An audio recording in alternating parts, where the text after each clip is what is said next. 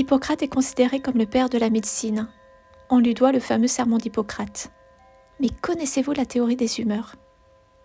Nous sommes constitués des 4 éléments, le feu, l'eau, la terre et l'air, qui possèdent chacun une qualité.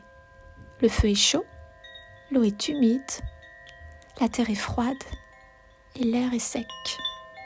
Pour être en bonne santé, ces 4 éléments et ces 4 qualités doivent coexister en équilibre dans notre corps.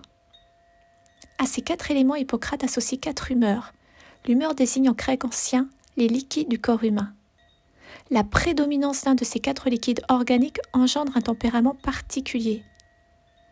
La bile jaune, sèche et chaude, engendre le tempérament bilieux ou colérique, tempérament actif, énergique, avec des réactions rapides, impulsives.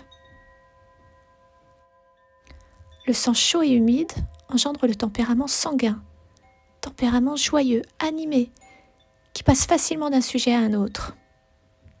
La lymphe, froide et humide, engendre le tempérament lymphatique ou flegmatique, tempérament posé, serein, détaché, imperturbable, avec des réactions lentes.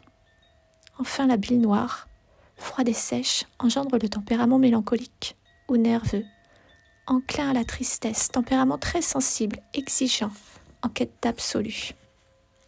Selon Hippocrate, un déséquilibre des liquides organiques du corps engendre de cette humeur, en excès des maladies. Aujourd'hui, notre langage courant présente de nombreuses références à cette théorie des humeurs. Se faire de la bile, avoir le sang chaud.